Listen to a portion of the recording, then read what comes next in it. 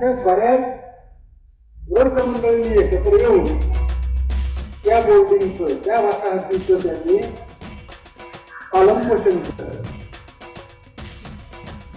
आपलं विद्यालय स्थापन झालं. हळूहळू विश्वविद्यालय या ठिकाणी आलं. या ठिकाणी खूप अशी घाण असायची. या ठिकाणी माणसं एक सुद्धा नसायची. इकडं 5 रूम बांधले गेले, 5 स्वच्छ होऊ लागले. आणि मग त्या मैदानावर त्यावेळी आम्ही 7वी 8वी असायचो. आणि मग अशा प्रकारे या विद्यालयाची मुहूर्तमेढ सुरू झाली. सुरुवातीचा जो स्टाफ होता फक्त 3 खोल्या आणि 3 शिक्षक आणि 1 शिपाई आणि 1 क्लर्क अशा 5 लोकांचा अवघा स्टाफ होता. आता क्लासरूम म्हणजे तरी काय, धर्मशाळेत आम्ही बसायचो. त्या धर्मशाळा सारून घ्यायच्या आणि त्या सारलेल्या जागेवर आम्ही बसायचो. आता पहा, आज जे हे रूप आपल्याला प्राप्त झालेलं दिसतंय या हायस्कूलला, ते रूप कसं आहे, त्यामध्ये किती लोकांचा स्टाफ आहे, पालकांना थोडीशी माहिती म्हणून मी थोडक्यात या ठिकाणी त्याचं वर्णन करतो.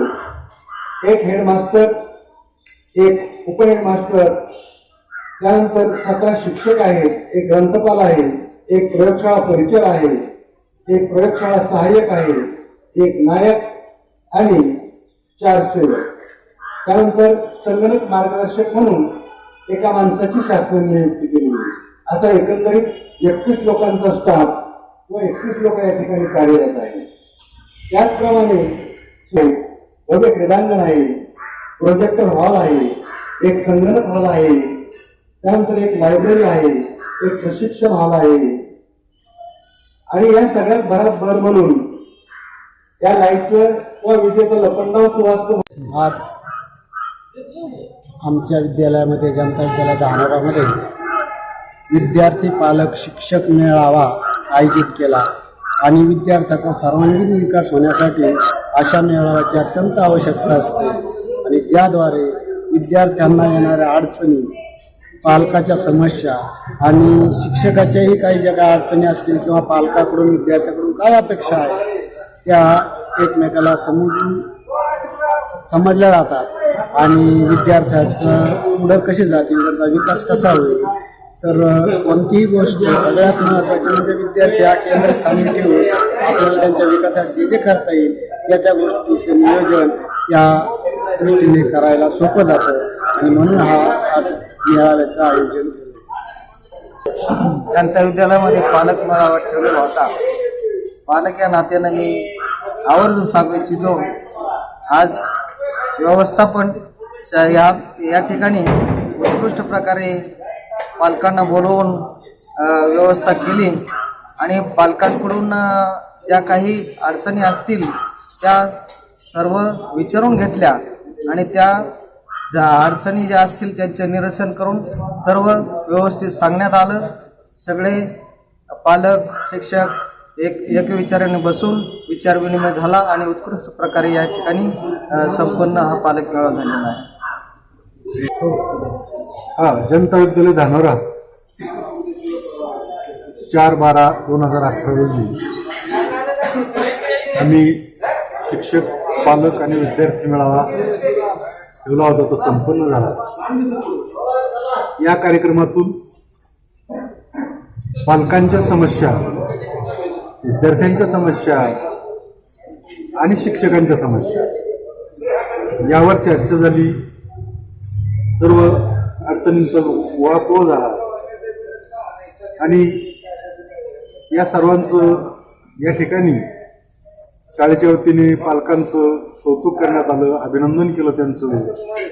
त्याचबरोबर विद्यार्थ्यांचंही अभिनंदन केलं आणि हा कार्यक्रम उत्कृष्ट पार पडला.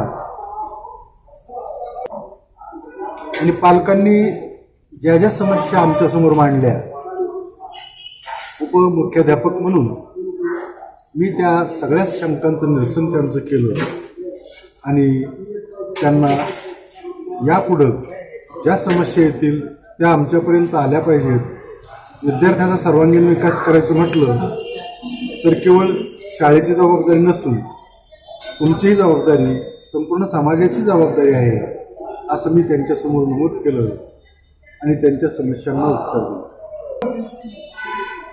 दिलं. तसंच आमच्या शाळेमधल्या ज्या सुविधा आहेत पैकी आमच्या शाळेत आम्ही एक तक्रार पेटी बसवली. त्या तक्रार पेटीमध्ये पालक आणि विद्यार्थी दोन्ही घटकाकडून आमच्या कर्मचाऱ्यांकडून होत असलेल्या काही चुका, आमचे कर्मचारी कुठं कमी पडत असतील तर त्याबद्दल पालक आणि विद्यार्थी तक्रार करू शकतात. तोंडावर जर बोलता येत नसेल तर त्यांनी खुशाल त्या पेटीमध्ये आपली तक्रार मांडावी, यासाठी आम्ही मुद्दाम तक्रार पेटी ठेवलेली आहे आणि त्या तक्रार पेटीचा उपयोग करावा. जनता विद्यालय धानोरा या ठिकाणी विद्यार्थी शिक्षक पालक मेळाव्याचं आयोजन केलं गेलं. आमच्या विद्यालयाच्या विनंतीला मान देऊन सर्व पालक या ठिकाणी आले. सुंदर असा त्यांनी आम्हाला या मेळाव्यासाठी प्रतिसाद दिला. त्याबद्दल मी पालकांची या ठिकाणी ऋण व्यक्त करतो. त्याचबरोबर आमच्या या कार्यक्रमाची शोभा वाढवण्यासाठी तेज वार्ता या वृत्तसंस्थेनं या ठिकाणी खूप मोलाचं असं सहभाग दिला, सहकार्य केलं. त्या तेच वार्ताहरचं सुद्धा मी या ठिकाणी शाळेच्या वतीनं अभिनंदन करतो, आभार मानतो. धन्यवाद.